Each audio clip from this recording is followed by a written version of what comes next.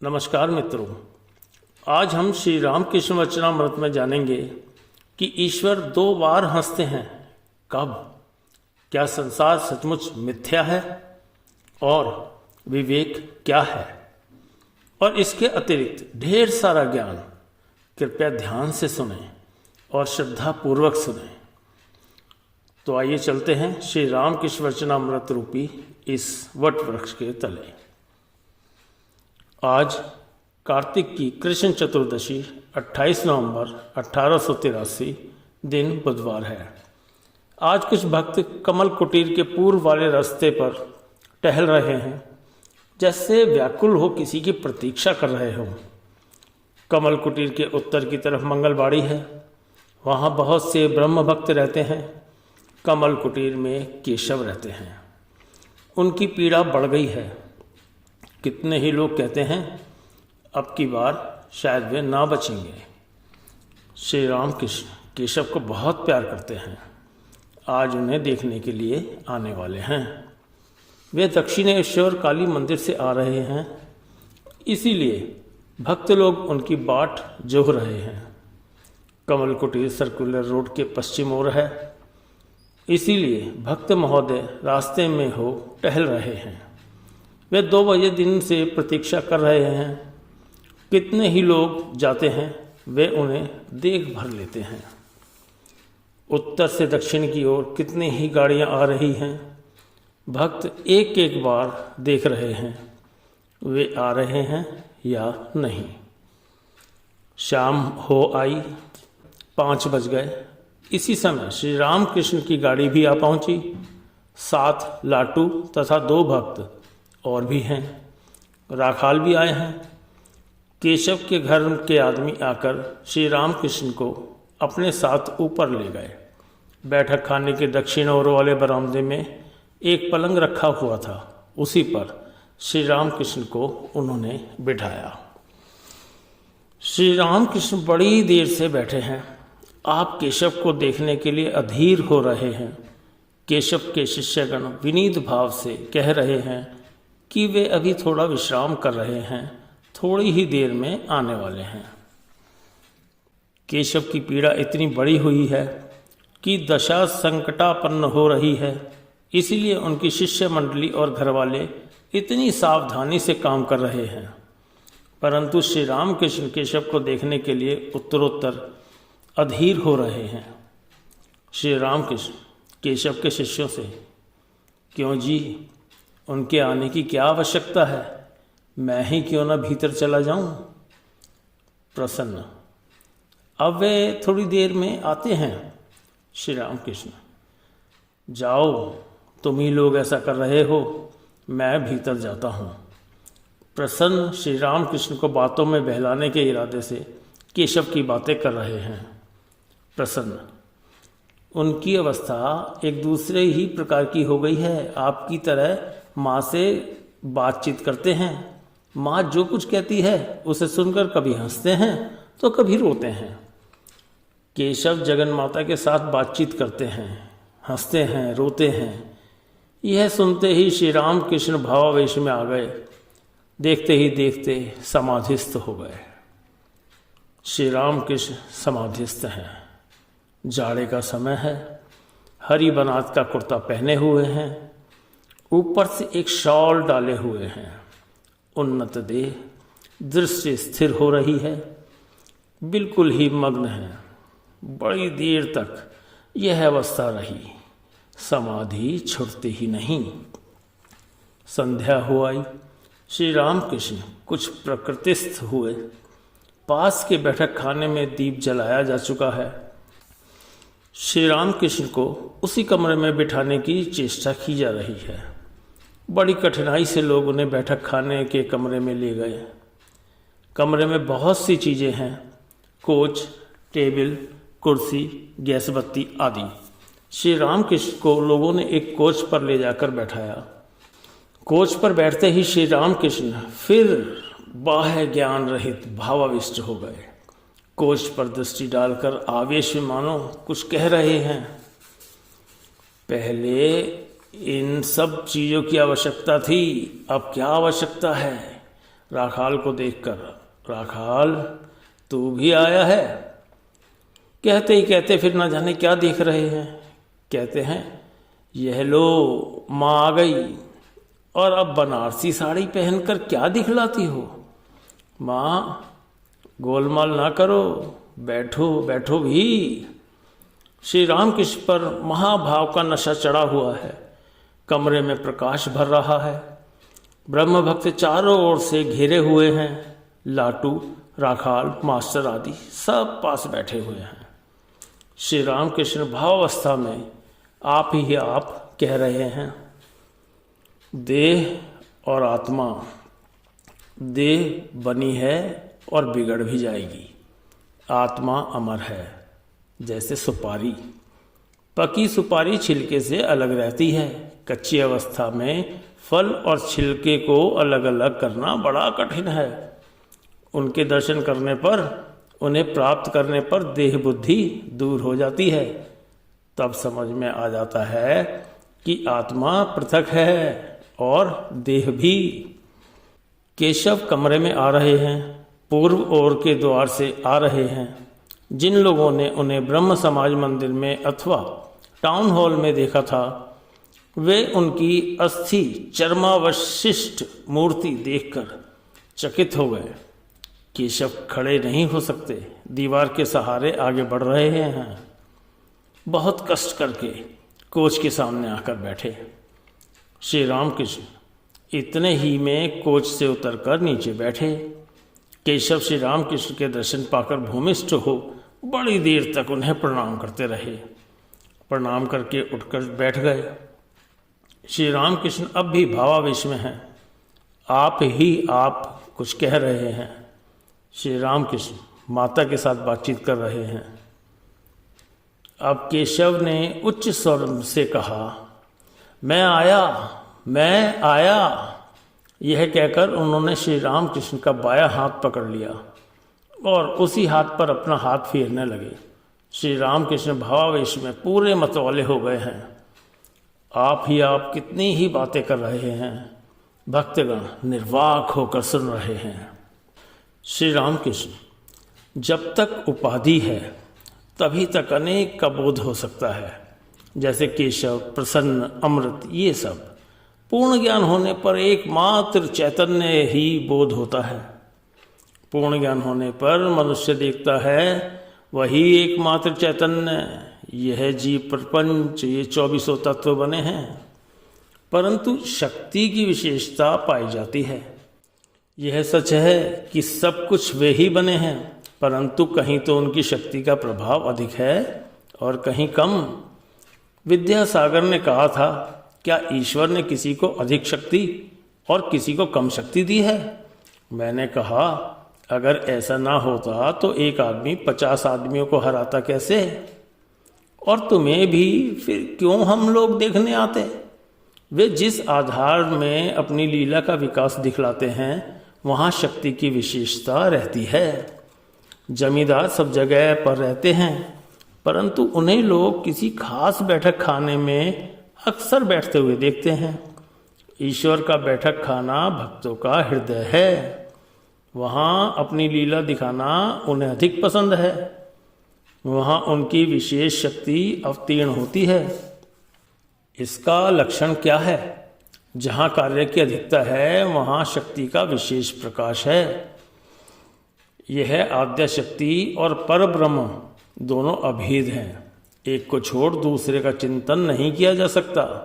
जैसे ज्योति और मणि, मणि को छोड़ मणि की ज्योति के बारे में सोचा नहीं जा सकता, और न ज्योति को अलग करके मणि के बारे में ही सोचा जा सकता है। जैसे सर्प और उसकी वक्र गति, न सर्प को छोड़कर उसकी त्रियक गति को सोचा जा सकता है और न त्रियक गति को छोड़ सर्प को। आद्या शक्ति ने ही इस जीव प्रपंच, इस चतुर विशति तत्व का स्वरूप धारण किया है। अनुलोम और विलोम, राखाल, नरेंद्र तथा और लड़कों के लिए क्यों मैं इतना सोच विचार किया करता हूँ। हाजरा ने कहा, तुम उन लोगों के लिए इतना सोचते क्यों हो? ईश्वर चिंतन फिर कब करोगे? तब मुझे बड़ी चिंता हुई। मैंने कहा, माँ ये क्या हुआ? हाजरा कहता है, उन लोगों के लिए क्यों सोचते रहते हो? फिर मैंने भोलानाथ से पूछा। उसने कहा, इसका उदाहरण महाभारत में है। समाधिस्थ मनुष्य समाधि से उतरकर ठहरे कहाँ? वह इसीलिए सतोगुणी मनुष्यों को लेकर रहता है। महाभारत का यह उदाहरण जब मिला तब जी में जी आया। हाजरा का दोष नहीं है। साधक अवस्था में संपूर्ण मन नेति नेति करके उन्हें दे देना पड़ता है। सिद्ध अवस्था की बात दूसरी है। उन्हें प्राप्त कर लेने पर अनुलोम और विलोम एक से प्रतीत होते हैं।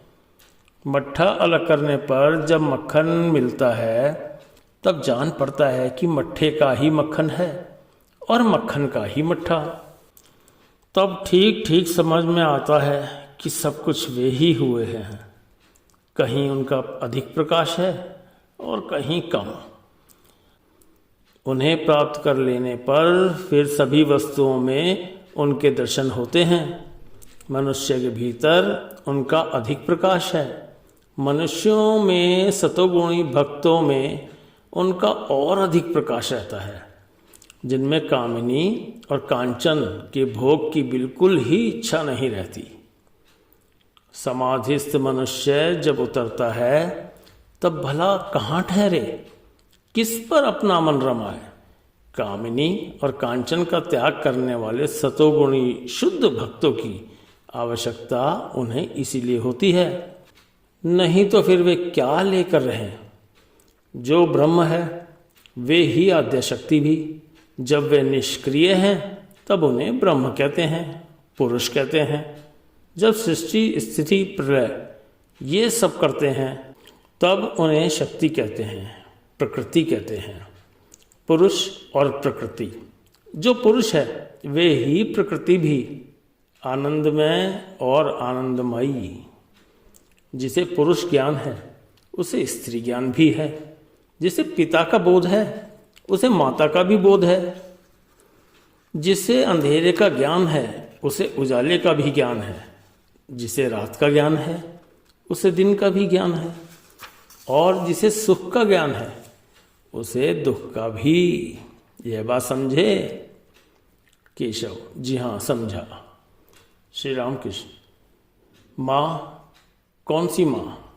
जगत की माँ, जिन्होंने जगत की सृष्टि की, जो उसका पालन कर रही हैं, जो अपनी संतानों की सदा रक्षा करती हैं और धर्म अर्थ काम मोक्ष जो जो कुछ चाहता है उसे वही देती हैं।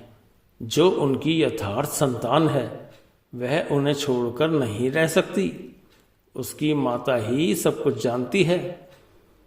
वह तो बस खाता है, खेलता है और घूमता है। इसके सिवाय वह और कुछ नहीं जानता। वार्तालाप करते हुए श्री रामकृष्ण प्रकृतिस्थ हो गए। केशव के साथ हंसते हुए बातचीत कर रहे हैं। कमरे भर के लोग एकाग्र चित्त से उनकी सब बातें सुनते और उन्हें देखते हैं। सभी निर्वाक हैं कि तुम कैसे हो। आदि व्यवहारिक बातें तो होती ही नहीं, केवल भगवत प्रसंग छिड़ा हुआ है। श्री राम केशव से, ब्रह्म भक्त इतनी महिमा क्यों गाया करते हैं? हे ईश्वर, तुमने चंद्र की सृष्टि की, सूर्य को पैदा किया, नक्षत्र बनाए, इन सब बातों की क्या आवश्यकता है?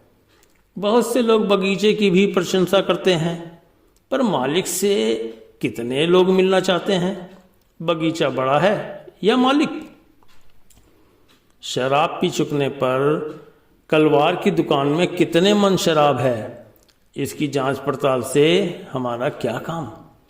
हमारा तो मतलब एक ही बोतल से निकल जाता है। नरेंद्र को देखकर मैंने कभी नहीं पूछा तेरे पिता का क्या नाम है, तेरे पिता की कितनी कोठियां हैं। कारण जानते हो? मनुष्य स्वयं ऐश्वर्य का आदर करता है, इसीलिए वह समझता है कि ईश्वर भी उसका आदर करते हैं। सोचता है उनके ऐश्वर्य की प्रशंसा करने पर वे प्रसन्न होंगे। शंभु ने कहा था, अब तो इस समय यही आशीर्वाद दीजिए जिससे यह ऐश्वर्य उनके पाद पद्मों में अर्पित करके मरूं। मैंने कहा, यह तुम्हारे लिए ही ऐश्वर्य है, उन्हें तुम क्या दे सकते हो? उनके लिए यह सब काठ और मिट्टी के बराबर है। जब विष्णु घर के कुल गहने चुरा लिए गए तब मैं और मथुर बाबू दोनों श्री ठाकुर जी को देखने के लिए गए। मथुर बाबू ने कहा, चलो महाराज, तुम में कोई शक्ति नहीं है, तुम्हारी देह से कुल गहने निकाल लिए गए और तुम कुछ ना कर सके। मैंने उनसे कहा, यह तुम्हारी कैसी बात है? तुम जिसके सामने गहने गहने चिल्लाते हो उनके लिए ये सब मिट्टी के ढेले हैं। लक्ष्मी जिनकी शक्ति है, क्या वे तुम्हारे चोरी गए इन कुछ रुपयों के लिए परेशान होंगे? ऐसी बात नहीं करनी चाहिए। क्या ईश्वर ऐश्वर्य के भी वश में है? वे तो भक्ति के वश में हैं। जानते हो वे क्या चाहते हैं? वे रुपया नहीं चाहते, भाव, प्रेम, भक्ति, विवेक, वैराग्य, ये सब चाहते हैं। जिसका जैसा भाव होता है वह ईश्वर को वैसा ही देखता है। जो तमोगुणी भक्त हैं वह देखता है कि माँ बकरा खाती है, वह बकरे की बलि भी देता है। रजोगुणी भक्त नाना प्रकार के व्यंजन और अन्न पकवान चढ़ाता है। सतोगुणी भक्त की पूजा में आडंबर नहीं होता, उसकी पूजा लोग समझ भी नहीं पाते। फूल नहीं मिलते तो वह बिल्व पत्र और गंगा जल से ही पूजा कर लेता है। थोड़े से चावलों या 2 बताशों का ही भोग लगा देता है। कभी कभी खीर पकाकर ही ठाकुर जी को निवेदित कर देता है। एक और है त्रिगुणातीत भक्त, उसका स्वभाव बालकों जैसा होता है। ईश्वर का नाम लेना ही उसकी पूजा है, वह बस उनका नाम ही जपता रहता है। श्री रामकृष्ण केशव के प्रति, तुम्हें बीमारी हुई इसका अर्थ है शरीर के भीतर कितने ही भावों का उदयास्त हो चुका है, इसीलिए ऐसा हुआ है। जब भाव होता है तब कुछ समझ में नहीं आता, बहुत दिनों के बाद शरीर पर झोंका लगता है। मैंने देखा है, बड़ा जहाज जब गंगा से चला जाता है तब कुछ भी मालूम नहीं होता, परंतु थोड़ी ही देर बाद देखा कि किनारों पर लहरें जोरों से थपेड़े जमा रही हैं और पानी में उथल पुथल मच जाती है। कभी कभी तो किनारों का कुछ अंश भी धंसकर पानी में गिर जाता है। किसी कुटिया में घुसकर हाथी उसे हिला डुला कर तहस नहस कर देता है। भाव रूपी हाथी जब देह रूपी कमरे में घुसता है तो उसे डांवाडोल कर ही देता है। इससे क्या होता है जानते हो? आग लगने पर कुछ चीज़ों को वह जलाकर खाक कर देती है, एक महा उधम मचा देती है। ज्ञान अग्नि पहले काम, क्रोध आदि रिपुओं को जलाती है, फिर अहम बुद्धि को, इसके बाद एक बहुत बड़ी उथल पुथल मचा देती है। तुम सोचते हो कि बस सब मामला तय है, परंतु जब तक रोग की कुछ कसर रहेगी तब तक वे तुम्हें नहीं छोड़ सकते। अगर तुम अस्पताल में नाम लिखाओ तो फिर तुम्हें चले जाने का अधिकार नहीं है। जब तक रोग में कोई त्रुटि पाई जाएगी तब तक डॉक्टर साहब तुम्हें आने नहीं देंगे। तुमने नाम क्यों लिखवाया? सब हंसते हैं। केशव अस्पताल की बात सुनकर बार बार हंस रहे हैं। हंसी रोक नहीं सकते, रह रहकर फिर हंस रहे हैं। श्री रामकृष्ण पुनः वार्तालाप करने लगे। श्री रामकृष्ण केशव से, वह कहता था, न तो मैंने ऐसा भाव देखा है और न ऐसा रोग। उस समय मैं बहुत बीमार था, क्षण क्षण में दस्त होते थे और बहुत अधिक मात्रा में सिर पर जान पड़ता था 2 लाख चींटियां काट रही हैं, परंतु ईश्वरीय प्रसंग दिन रात जारी रहता था। नाटागढ़ का राम कविराज देखने के लिए आया। उसने देखा कि मैं बैठा हुआ विचार कर रहा हूँ। तब उसने कहा, क्या ये पागल है, 2 हाड़ लेकर विचार कर रहा है। केशव से उनकी इच्छा, माँ सब तुम्हारी ही इच्छा है। ए तारा, तुम इच्छामयी हो, सब तुम्हारी ही इच्छा है। माँ कर्म तुम्हारे हैं, करती भी तुम ही हो, परंतु मनुष्य कहते हैं मैं करता हूँ। सर्दी लगाने के उद्देश्य से मालो बसरा गुलाब को छांटकर उसकी जड़ खोल देता है। सर्दी लगने से पेड़ अच्छी तरह उगता है, शायद इसीलिए वह तुम्हारी जड़ खोल रही है। श्री राम कृष्ण और केशव हंसते हैं। जान पड़ता है अगली बार एक बड़ी घटना होने वाली है। जब कभी तुम बीमार पड़ जाते हो तब मुझे बड़ी घबराहट होती है। पहली बार भी जब तुम बीमार पड़ रहे थे तब रात के पिछले पहर में रोया करता था। कहता था, माँ केशव को अगर कुछ हो गया तो फिर किससे बातचीत करूँगा। तब कलकत्ता आने पर मैंने सिद्धेश्वरी को नारियल और चीनी चढ़ाई थी। माँ के पास मनौती मानी थी जिससे बीमारी अच्छी हो जाए। केशव पर श्री रामकृष्ण के इस अकृत्रिम स्नेह और उनके लिए उनकी व्याकुलता की बात को लोग निर्वाक होकर सुन रहे हैं। श्री रामकृष्ण, परंतु इस बार उतना नहीं हुआ। मैं सच कहूँगा, हाँ 2-3 दिन कुछ थोड़ा कलेजा महसूसा करता था। केशव जिस पूर्व वाले द्वार से बैठक खाने में आए थे उसी द्वार के पास केशव की पूजनीय माता खड़ी हैं। वहीं से उमानाथ जरा ऊंचे स्वर में श्री रामकृष्ण से कह रहे हैं, माँ आपको प्रणाम कर रही हैं। श्री रामकृष्ण हंसते हुए, उमानाथ कहते हैं, माँ कह रही हैं ऐसा आशीर्वाद दीजिए जिससे केशव की बीमारी अच्छी हो जाए। श्री रामकृष्ण ने कहा, माँ आनंदमयी को पुकारो, दुख वही दूर कर सकती हैं। श्री रामकृष्ण केशव से कहने लगे, घर के भीतर इतना ना रहा करो, पुत्र कन्याओं के बीच में रहने से और डूबोगे। ईश्वरीय चर्चा होने पर और अच्छे रहोगे। गंभीर भाव से ये बातें कहकर श्री रामकृष्ण फिर बालक की तरह हंसने लगे। केशव से कह रहे हैं, देखूं तुम्हारा हाथ देखूं। बालक की तरह हाथ लेकर मानो तौल रहे हैं। अंत में कहने लगे, नहीं तुम्हारा हाथ हल्का है, खलों का हाथ भारी होता है।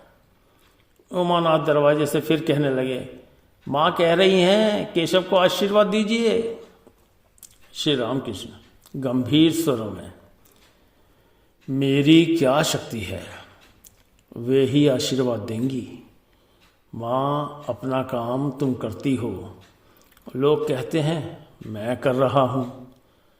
ईश्वर 2 बार हंसते हैं। एक बार उस समय हंसते हैं जब 2 भाई जमीन बांटते हैं और रस्सी से नाप कर कहते हैं इस ओर की मेरी है और उस ओर की तुम्हारी। ईश्वर ये सोचकर हंसते हैं कि संसार तो है मेरा और ये लोग थोड़ी सी मिट्टी लेकर इस ओर की मेरी और उस ओर की तुम्हारी कर कर लड़ रहे हैं। फिर ईश्वर एक बार और हंसते हैं।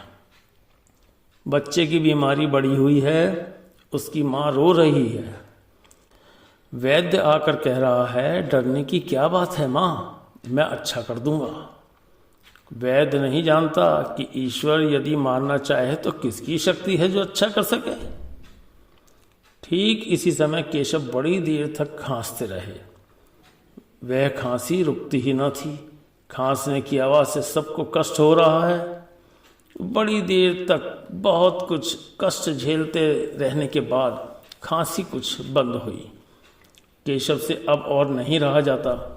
श्री रामकृष्ण को उन्होंने भूमिष्ठ हो प्रणाम किया। प्रणाम करके बड़े कष्ट से दीवार टेक टेक कर उसी द्वार से अपने कमरे की ओर फिर चले गए। हमारे चैनल को सब्सक्राइब अगर नहीं किया तो ज़रूर करें। वह इस वीडियो को जिन लोगों तक आपको लगे पहुंचना चाहिए उन तक ज़रूर पहुंचाएं। मिलते हैं जल्दी। धन्यवाद।